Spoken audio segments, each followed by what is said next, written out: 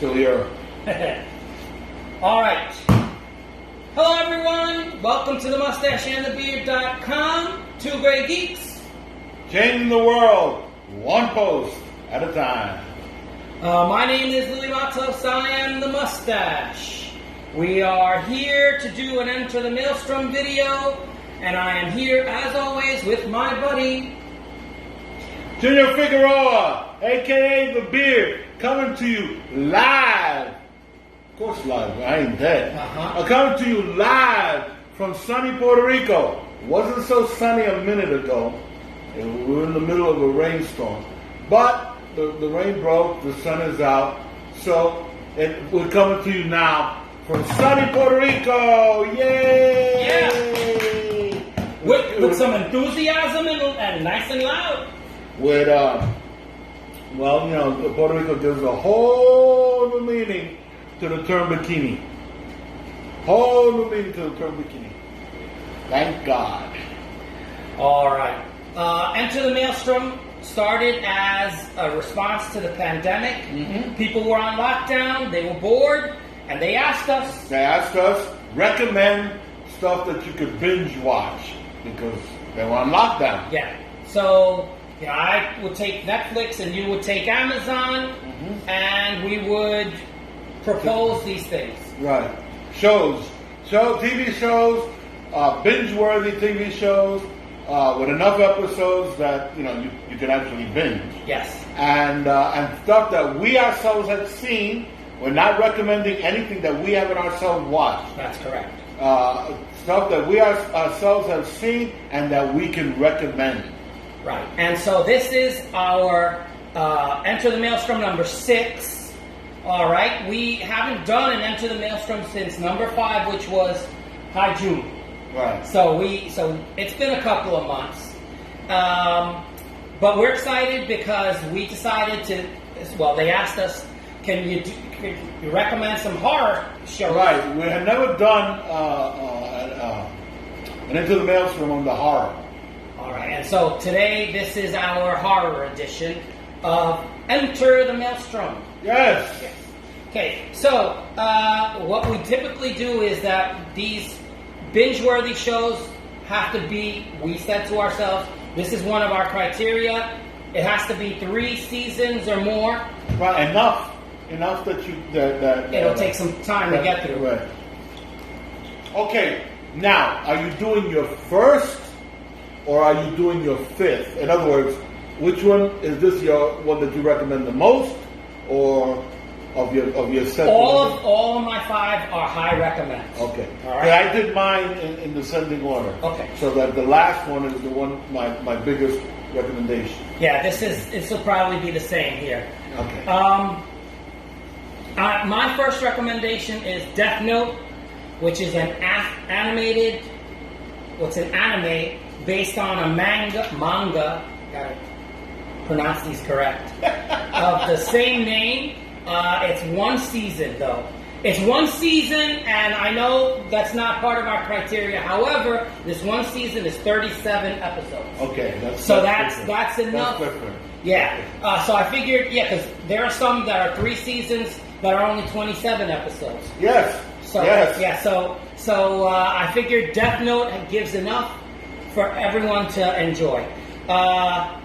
It's on Netflix. An intelligent high school student goes on a secret crusade to eliminate criminals from the world after discovering a notebook capable of killing anyone whose name is written in the book. Really? Yes. The cast is Mamoru Miyano, Brad Swale, Vincent Tong, Ryu Naito, Trevor Duvall, Brian Drummond, Naoto Uchida, and Chris Britton. I'm sorry if I mispronounced those Asian names. The main character's name is Light. He gets the notebook, converses with a Shinigami, which is a god of death in the Asian culture, I guess. Light wants to prevent crime, so he targets criminals by seeing their picture in the newspaper, writing their name in the book, and saying how they died. So For example, Carl Maudlin burns to death. Exactly. Original idea, radical anime. What could happen? What could go wrong? Police go after the serial killer because they're like, these criminals are dying, but something's happening, and so they go after Light because he's a serial killer. I really enjoyed this. It's a different type of anime. Animes usually you have, big sword fights that are just with a lot of special effects and all of that. Exaggerated. Yes, exaggerated movements. Right. This is not that type of anime. However, it is very well thought out. It is there's great anime. The scenes are really well put together. I would say 3.5 grade geeks, which means very good for us. I wanted to start off with something for our younger audience that always is criticizing that we are, adult themed. So this is an adult themed anime, but it's anime. But it's anime. I'm going to start out with my number 5. Okay. Is Sleepy Hollow. Okay.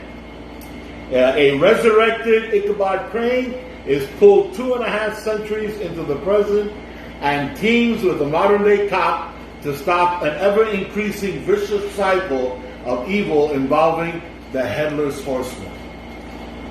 This is a TV show? Yes! On Amazon? Yes! I watched the show, loved it. As a genre, it is listed as drama, horror, action, and procedural, right? I kind of cracked up about the procedural because it didn't seem that to be that much of a procedural. I may have put if you ask me, I would switch the action and drama so that it's action horror drama procedural. Cool. But this is the way they had it labeled, right? Who am I to argue, right? The creator was Alex Kurtzman. Alex Kurtzman, yes. Yes. Roberto Orci, Philip Eiskov, and Len Wiseman. It starred, right? Tom Misson, Nicole Bahari, and Orlando Jones. Orlando Jones, right? It was on for 4 seasons. Wow. 62 episodes. Yes. So it's actually like half seasons. Yep. Pretty substantial. 62 episodes, 4 seasons. I love the show. Okay. I really did. I think I really fell in love with Thomas Song, and at the time I was like, this guy should. He's a British actor, so I was thinking this guy should be James Bond. It was really nice. It was interesting the fact that he's displaced in time. Ichabod Crane was a secret agent for George Washington, and he winds up being in modern times. He gets into a battle with the horseman, who's a Hessian soldier, and he beheads the Hessian, but through magic. So it's not a period piece. It's not a period piece. Although there are flashbacks. Okay. It's modern day. The Headless Horseman comes to represent death, right? And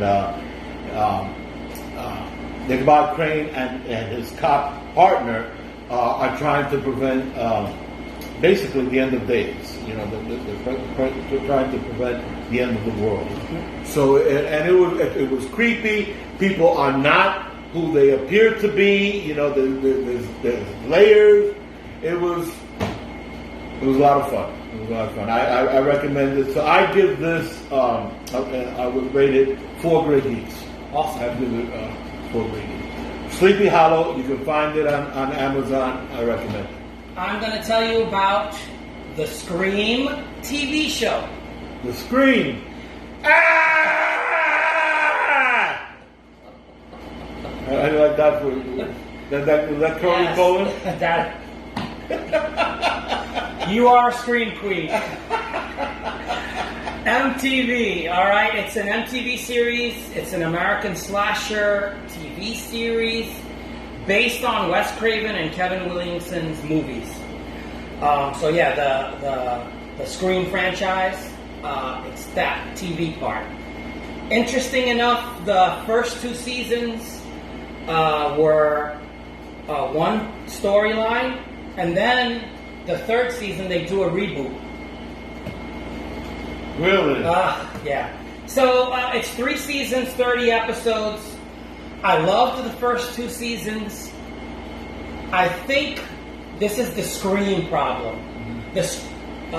In Halloween, you have one killer who goes after his sisters and his cousin and, family. So Halloween, the killer concept hangs together because it's one killer. If you know anything about the Scream movies, every movie it's a different killer. It's a different killer. So it's the same thing with every season has a different killer. Okay. And so that is the problem, because at a certain point when a killer who is going after the characters that were in the previous movie, you're like, Why? What's the motivation? Yeah, the motivation. Right. Michael Myers has a clear motivation. Yes. Even Jason has a clear motivation. Now this sounds muddy. Oh yeah, it totally gets foggy. The cast, it's a good cast. I mean, they're not stellar actors because they're kids, right? So Willa Fitzgerald, Bex Taylor, Klaus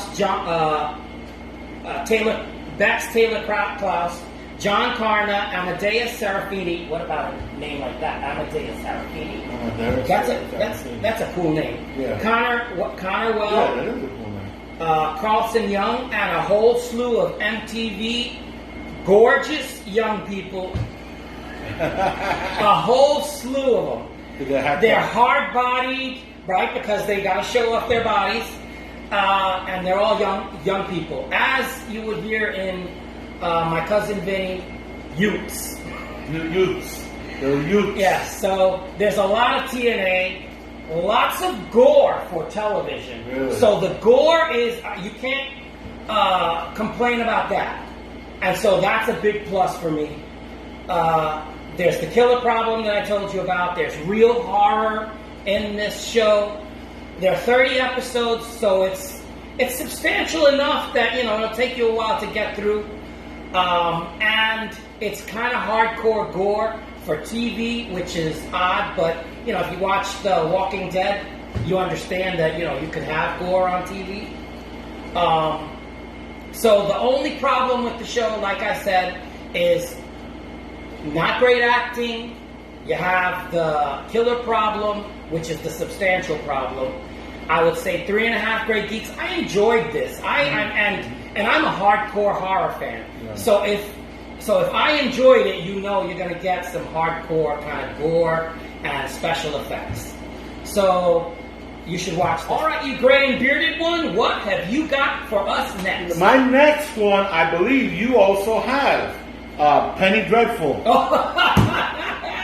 So I didn't realize that Penny Dreadful is on Prime and on Netflix. Okay. That's interesting. Okay, Penny Dreadful is a psychological horror thriller that weaves together classic Gothic horror stories such as Frankenstein, Dorian Gray, and Dracula, creating an adult drama that gives you nightmares. And you know what? It gave me nightmares. I didn't know that you liked that show. I was because it's a British show, and I know you're into British shows. Timothy Dalton. Timothy Dalton. You have Eva Green, and she is. And you have I forgot her name now. Billy Piper. Billy Piper from Doctor Who. Josh Hartnett. Yes. Yes. Rory Kinnear is the monster. Yes. You have some really Harry Treadaway as Frankenstein. Yes. But I'm not kidding. You see, we both have the same pick. What happened with me was, this was back when I was living in Florida, right? I would speak to Charmaine, right? And then when I would say goodnight to Charmaine, that is when I would go to watch Penny Dreadful. So I was watching Penny Dreadful right before going to bed. Oh, it was wow. the last thing I was doing before going to bed was watching Penny Dreadful, and I would get nightmares. It was giving me nightmares. So if that's a recommendation, then take it. It will give you nightmares. Did you enjoy it? I loved it. Dorian Gray from Oscar Wilde's The Picture of Dorian That's Gray. right. Mina Harker, From Abraham Dracula. Van Helsing, John Stewart, Renfield, and Count Yes. Dracula from Bram Stoker's Dracula. You had Justine from The Misfortunes of Virtue by the Marquis de Sade. Henry Jekyll from The Strange Case of Dr. Jekyll and Mr. Hyde. from Robert Louis Stevenson. That's right. Yeah, so yes, It gets absolutely its name. It gets its name from a type of literature, a Victorian era literature that was sold for a penny, right? The Penny Dreadful eventually gives way to the cereal, and also the dime novels, what's known as dime novels or pulp fiction. It's cheap. In the Old West, you had all these Old West books that were supposedly written about Wild Bill Hickok and Buffalo Bill Cody that had nothing to do with the truth, but they were sold for a penny. The literature was so bad that they were nicknamed the Penny Dreadfuls, and that's where the show got its name from. Matter of fact, they even do show somebody with a collection of Penny Dreadfuls. and it's 19th century detectives, violent criminals. Some of them were true stories, Right. but most of them were fiction. Right. Vampires, ghosts, and monsters. Yes, and it lasted 3 seasons for 27 episodes. And because it's a British show, is why it went off the air. Had nothing to do with the ratings. The producers stopped making Penny Dreadful because the main story wrapped up. So therefore he felt they had nothing more to say, so they ended the show. That's how they do things in the UK. The show was received well by critics, right? So much so that even though that story wrapped up, they followed it up with another season. No, it was a sequel. A spin-off. Right. That lasted only one season. Right. Penny Dreadful, City of Angels, 1930s Hollywood. Right. Did you ever watch that? No. I never watched it either. But it's with Natalie Dormer. Okay. And as a 1930s, and you know, 1930s. They showed the picture of her in her 1930s hairstyle, and I'm like, she's just such a lovely girl. So yeah, it gave birth to a spin-off that didn't do so well, and they were like, oh boy, that's yeah. So I didn't see it, so I hopefully we'll get to check it out sometime. Did you have anything else other than to give the rating? No, that's it. Okay, so go ahead. Okay, I love the show. I love the show. It gave me nightmares. The more you want from horror. It gave me nightmares. So I'm giving it 4.5 Grey Geeks. Yes. My son is the one that got me into this, Jordan, who is a horror freak. And the first episode, I'm like, the second episode, and then it's like, oh, okay, it's interesting. Yeah, so I agree with you. I give it 4.5 Grey Geeks as well. This is a show that we're talking horror. Yeah. This is horror. This is horror. Especially our type of horror, because it's Victorian horror. And it's got heart, it's got story, it's got acting, it's got everything. It checks all the boxes. Yes, thank you. That's a beautiful way of I love you. That's a beautiful way of phrasing it. It checks all the boxes. Yeah, so I think not all the storylines are fantastic. Most of them are. Okay, well, we need to say that about how we're rating. because we're talking about series. We're talking about entire series. When I say that I'm giving it 4.5 grade geeks, so when Lewis says it, well, that's not what we're not saying that every episode rates a 4.5 grade geeks. We're not saying that. And like in any series, you have great episodes and you have clunkers. Okay? What we're saying is that overall, looking at it as a whole, that's the caveat I wanted to. We're giving it this rating. Yes, so 4.5 grade geeks overall, the entire series, really good show. Now there are clunkers. Every series, there are episodes that are clunkers, but overall, this is what we're previously, in one of our Enter the Maelstroms, we've talked about the American Horror Story, The Walking Dead, Winona Earp, and iZombie. Those are not going to be covered here because we've already done that. So, for those of you saying, wait, what do you mean The Walking Dead is? We've already covered it. Right, covered it. All right, so I am going to go to Stranger Things. All right, this is our fourth. This is my fourth. It'll be you're going to your fourth, right? Okay. No, we're going to my third. Okay, Stranger Things. Stranger Things is an American science fiction horror streaming television series created by the Duffer Brothers, who wrote the horror movie Hidden, released in 2015, and the Fox sci-fi mystery series Wayward Pines. It's set in the 1980s. It's in Hawkins, Indiana, a fictional town. The first season focuses on an investigation into the disappearance of a young boy and the supernatural events occurring around the town, including the appearance of a girl with psychokinetic abilities. It has Winona Ryder, David Harbour, Finn Wolfhard, Millie Bobby Brown, who has become a tremendous actress in her own right at this point, Gaten Matarazzo, Caleb McLaughlin, all these young stars. Sadie Sink, Noah Schnapp, Natalia Dyer, Charlie Heaton, Joe Keery, Cara Buono, and Daphne Montgomery. The reason why I gave them all their names because it is an ensemble show.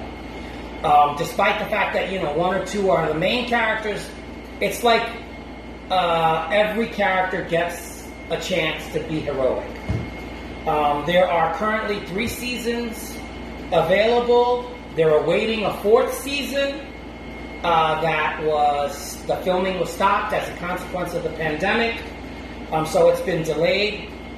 During season 2, there was a Beyond Stranger Things to amplify. It's kind of like a kind of a get to know the actors kind of a thing. So they had that as kind of like an offshoot of the show, but they only did it for the 2nd season, which is interesting. 7 more episodes, so 3 seasons, 25 episodes, and then of course the 7 episodes of Stranger Things, Beyond Stranger Things. All right, and if you love the 80s, if you love Stephen King works and Steven Spielberg, this is for you. It is creepy, horrific, sci-fi-ish. It's got kids in it, so usually not as scary as others, but I love the show as a concept. I binge-watched this with my kids several times. So I would say 4.5 grade geeks because I love the show. Yay! Although I had never watched. No, I've watched episodes. I hadn't seen the whole show. Oh, but it's one of the favorites in Benji's house, in my daughter's house. It's one of their favorites. So there were a lot of times where I was there and they were watching, and I had to watch it with them. And I agree, it's very atmospheric, very nicely done. My number 3 is Grimm. Yes. Grimm. I love that show. Grimm. So do I. Detective Nick Burkhardt discovers he is descended from a line of Grimms, charged with keeping a balance between humanity and the mythological monsters in the world. Okay? Great show. It's listed as occult detective fiction, police procedural, horror, supernatural drama. They got it wrong. Okay? I'm sorry. Yeah. I'm sorry. I would call it a supernatural drama, a horror, okay, and then occult detective fiction. I'm not so sure it qualifies as a police procedural. Although the main character is a cop, we're not concerned really with the procedure of his investigating and bringing in the perpetrator, and it's not about that. Yeah, they do that occasionally, but with them, how do you bring in a monster? Yes. Okay, so they got that wrong. The creator is Stephen Carpenter, Jim Kauf, David Greenwald. Okay, that name's going to come up again. It stars David Giantoli, Russell Hornsby, and Bitsy Tulloch. Now, let me tell you something, there was more than a dozen names. Okay, because it's a huge... it's also ensemble. It's a huge cast. And Bitsy is, oh my God. Yes, she's great. Bitsy is great. And I love her name, Bitsy. Yeah. But I didn't want to fill up the list with all these names. Okay? In terms of timeline, it is 6 seasons. 6 seasons, people, for 123 episodes. Yay! Yeah. How much fun! Yeah. Okay, I really like this show. Yeah. I really like it. And you know what? It came at a time where we had Angel and Buffy for a while. You know, and then they were gone, and there was like a vacuum there. Where's the horror, scary? Yes, continuing characters and fighting monsters and everything. There was a vacuum there, and Grimm filled that vacuum. Now, I'm not saying that Grimm is a ripoff or a copy that is trying to copy Buffy in any way. I'm not saying that. I'm saying that it satisfied the same need.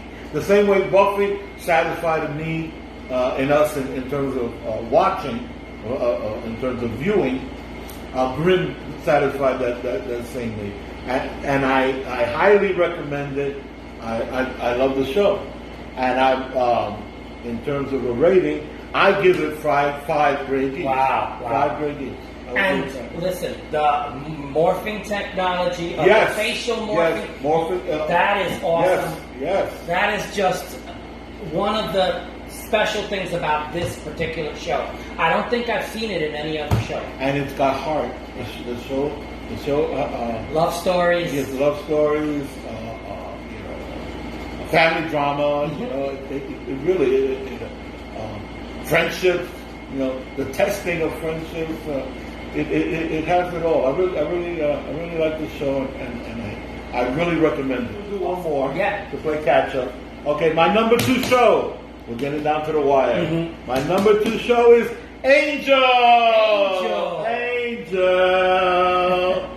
Now, because we're doing, I'm doing Amazon Prime. Right?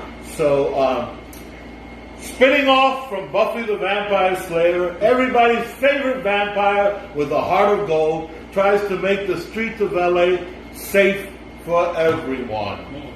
Come on. You've got to have watched this or seen this show. It was amazing. Now, it's listed as supernatural fiction, action, horror, neo-noir, serial drama, dark fantasy, tragedy. Now, I'm not sure about the order in this, but I do find it interesting that they labeled it neo-noir. So, because there is a very dark aspect to this show. And that they labeled it tragedy. When I was thinking of how Charisma Carpenter left the show, yes, I would call it a tragedy as well. So I just think I would have put action first and then the horror. You know, not leaving horror in third place. Okay. The creators of Josh Whedon and David Greenwald. There's the name again. David Greenwald from Grimm. So they are the creators. The show starred David Boreanaz, David Boreanaz, Charisma Carpenter, Glenn Quinn, and a host of others, because there was another more than a dozen names there. Yeah, it's interesting how these ensemble casts kind of do well. And it's also interesting that it's an ensemble cast, and yet the show, the premise, is one guy. Grimm is supposed to be one guy. You got an ensemble cast. Angel is supposed to be one guy. You got an ensemble cast. You know, so and it works somehow. It works. Angel was on for 5 seasons. Wow, 5 seasons for 110 episodes. Wow, 5 seasons? 110 episodes. Wow, they went full. And oh my season. God, I love this show. I love it. Well, I love Buffy. I never watched Angel. You never did? I never watched Angel.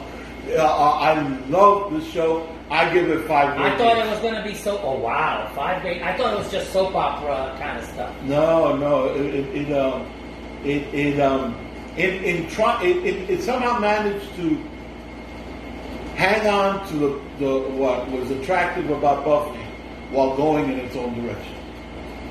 They didn't manage to pull it off. Instead of being a watered down version of Buffy, right, or a rip-off of Buffy, it managed to keep, the Buffy universe and go in its own direction. And I should have put,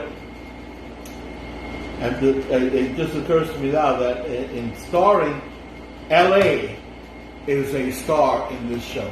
Los Angeles. Oh, really? It's important. L.A. is as much a star of the show as the people, as the actors in it. Awesome. 5 grades each. I recommend. I'll go with your number one. The Mustache has graciously allowed me to go with my number one, because my number one is Buffy, the Vampire Slayer. Okay? And it's interesting that, that Grimm is a spin-off, but because David Greenwald created Grimm and co-created Angel, it's interesting that my 1, 2, and 3 is Buffy, Angel, and Grimm. Yeah. Buffy the Vampire Slayer. Buffy Ann Summers just wants to be a normal teenager. Unfortunately, she is the chosen one, a Slayer, and that means normal ain't in the equation. And it wasn't in the equation for a lot of years. Okay? This is listed in the genre as 7 years? I can tell you in a second. Yeah. 7 seasons. 7 seasons. For 7 years. Wow. Yeah, we watch her go through high school, people. We watch her go through high school and go to college. It's labeled as a supernatural drama, horror, comedy drama, teen drama, action, and a philosophical fiction. Okay. Philosophical, I don't know what the hell they mean by philosophical fiction, but that's how they got this label. Okay? I'll grant you the horror. I'll grant you the horror. I'll grant you the teen drama. I'll grant you the action. I'm not so sure about the comedy drama. Although there were comedic moments and episodes, I think it gives the wrong impression if you say that it was a comedy drama. I think it gives. It's a bunch of laughs. Yeah, no. Believe me, there was a lot of crying there over the 7 years. The creator is Joss Whedon, and it starred Sarah Michelle Gellar, Nicholas Brendan, Allison Hannigan, and a slew of others. Charisma Carpenter was in there. Seth Green, David Boreanaz. There was a slew more of characters, enough to fill the page. It was on for 7 seasons for a whopping 144 episodes. And I challenge anybody to watch all 4 seasons, all the episodes, and not cry in the series finale, and not cry, especially in the series finale. I challenge anybody to do that. And naturally, I shouldn't even say it. It's got 5 great geeks for me. Absolutely, I love this show. And the funny thing is, I didn't come in on the beginning, despite the fact that I saw the movie that it was based on. I watched, because it's based on a movie. I watched the movie. When the show started, I didn't catch the first season. I started watching it with the second season because my daughters told me to watch it. Yeah. My daughters told me to watch it. I said, "Come on, I found the movie stupid." You can tell me that they're like, "No, the TV show is not stupid.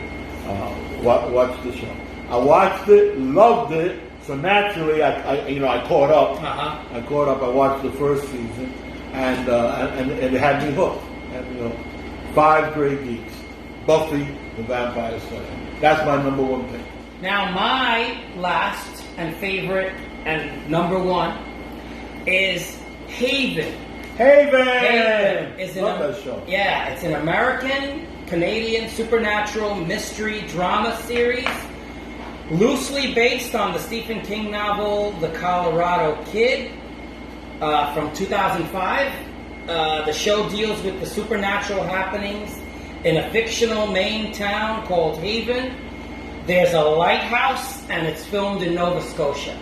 So that lighthouse is a fixture. I mean, that's Haven. It stars Emily Rose, Lucas Bryant, really good actors, both of them. Yes. Nicholas Campbell and Eric Balfour, not bad supporting cast. They help the townspeople with supernatural afflictions, such as demon possession, of course. Weirdest stuff. As they protect the town from the effects of those afflictions. It was 5 seasons, but 78 episodes. Adam Edge Copeland was a WWE superstar that retired, and he was in the show. Of course, he's gone back to the WWE at this point. He's an okay actor, an interesting character. This was a sci-fi show. Sci-Fi Channel. Sci-Fi Channel show, which is what I mean. There are lots of subtle Stephen King references. So if you are a Stephen King fanatic, it does references to Derry, Maine, which is also a fictional town. Somebody got out of Shawshank prison and comes to the town. Somebody buys a book from the author of In Misery, if you remember that author. A little boy in a yellow rain slicker goes running in the rain, and he puts his hand in the gutter, as in it, and he screams, right? So every 27 years there's a stranger. We've seen that before in it, and the stranger is Emily Rose in this show. Somebody appears as a clown. Plants attack people. I mean, this is a Stephen King compendium, really. I don't have anything else to say about the show other than... It's a weird show. It's a weird show, but you want to know something? It works. I love this show. The show works. Okay? Yeah. Don't let the weirdness throw you. The show works. And if you like horror, it's totally... And it's got characters that are compelling. They grip you. Yeah. And it won't let you go. Yeah. I love the sheriff of the town. Yes. He's just a great character with flaws, and he's got his own weirdnesses. Listen, this is one of the shows that you watch this, you are entering the maelstrom. Yes. Okay, so 5 great geeks. I agree. you were saying, it's we chose some really good things. I really like our choices. See, what happens often with the Maelstrom is Louis and I have been friends for a very long time, and best friends for a very long time, and we had similar tastes, but not the same. No. Okay, there's not the same taste. There are times when there are movies that I love, he hates them. That the movies that he loves, I hate them. You know, so and that happens with TV shows also. So and when we do the stuff like this, Enter the Maelstrom, we don't talk about it beforehand. No. I did not know his 5 picks. He did not know my 5 picks, which is why we wound up both having a Penny Dreadful. But what I found so interesting in this particular Enter the Maelstrom was that a lot of the picks that he had, I'm familiar with, and I wholeheartedly agree. Haven, Stranger Things, wholeheartedly agree with them. That doesn't happen that often. Yeah, I was forced to watch Buffy the Vampire Slayer with my ex-wife and Angel, and so I'm familiar with the show. I did love Buffy. I didn't watch the ending. I didn't watch, all of it.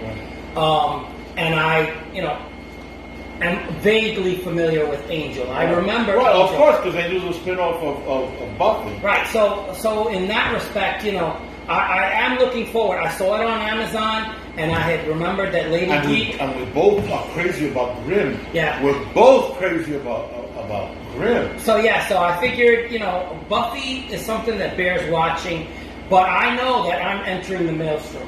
Well, I know that that's a big... Yes, that's a biggie. Yeah, that's a biggie. All right. But that, people, is one episode of Buffy. Hush. Oh my God. That one's really scary. Yes. It's one of Lady Geek's favorite episodes. Yes. Hush. Oh my God. And it's towards the end, which, is unusual too, because a lot of times long-running shows, they start to wind down towards the end, and often the last few seasons aren't as good as the first. Not in Buffy. No. Not in Buffy. If anything, the show got stronger. Yeah, it got stronger, right? That episode, Hush, Lady Geek, she knows what I'm talking about. All right. Okay, so now we've come to the part of the show where it's near the end. Mm-hmm. I always ask you if you have a wise missive for us, oh gray bearded one. Yeah, and I do. Okay. I have a short wise missive. Okay, so everyone silence. I think it's appropriate because of what we're going through in the world right now with the pandemic and the elections in America and everything that's happening. I think it's. I would like to say this. Hate always loses. Hate always loses. But love always wins. With that having been said, if this is your first time visiting the Mustache and the Beard, if you've enjoyed what we've done, I certainly hope you have. That you've enjoyed this. I know I have enjoyed this. So we ask you to subscribe. We try to make you laugh while entertaining and informing you. I hope we've done that. Become a follower, please. Yes. If something we've said has stirred you that you have to say something, please comment. Yes. If you have suggestions, please comment. If you have criticisms, that's okay too. Please let us know. How can we improve? It's all up to you. And we have a call to action. We ask you to share this video with everyone. So on your Facebook page, please do that so that you can help the Mustache and the Beard grow. Tell us what we got right or what you think we might have gotten wrong. Give us a like. We always thank you for watching. My name is Louis Matos. I am the Mustache. I'm Junior Figueroa. I be the Beard. We say see you later. Hasta la vista. Take it easy. And peace.